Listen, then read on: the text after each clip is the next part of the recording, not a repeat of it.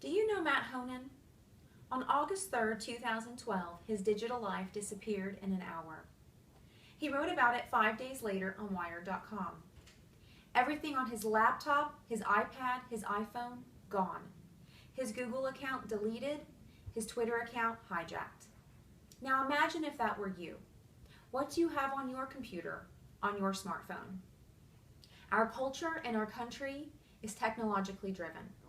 According to the 2013 United States Census, 83.8% of households reported computer ownership and 74.4% reported internet use.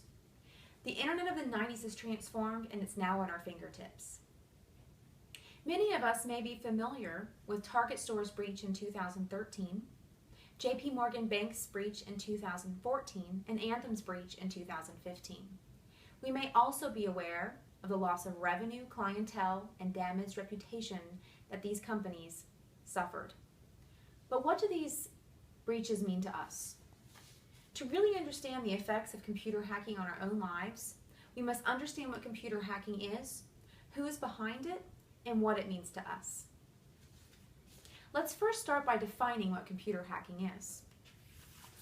WiseGeek.com defines computer hacking as the practice of modifying computer hardware and software to accomplish a goal outside of the creator's original purpose.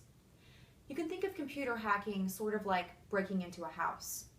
A burglar will try any entry point in order to get in, and the same is true with computer hacking, and it can be done from anywhere at any time.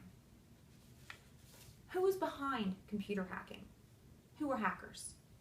According to a report published by North Carolina State University entitled Hacking, hackers are characterized by their motives. They're pranksters looking for a thrill. They're fame seekers looking for notoriety.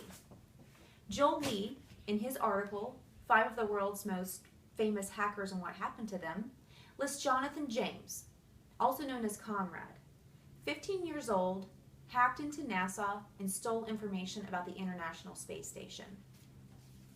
Hackers are also students looking to expand their knowledge, and they could be criminals, stealing data and looking to make a profit. Understanding computer hacking and who's behind it is not enough. We must understand the impact computer hacking has on our lives as well. The breaches that I mentioned earlier were not just losses to those companies. We also may suffer a personal impact as well. In an article titled 10 Worst Data Breaches of All Times, you'll find Target and Anthem listed. As a result of those breaches, our own personal data may have been stolen. Our names, email addresses, social security numbers, and even our employment histories. Everything necessary for identity theft. And should we suffer identity theft, we'll have a loss of our own money and personal time.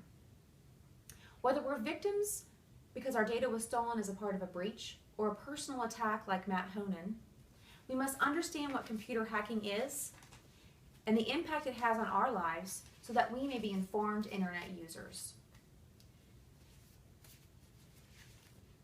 In conclusion, technology evolves and so must we. We must remain vigilant, educate ourselves, our family, our children, and our friends. I invite you to read Matt Honan's story. Let's learn from him and not be victim.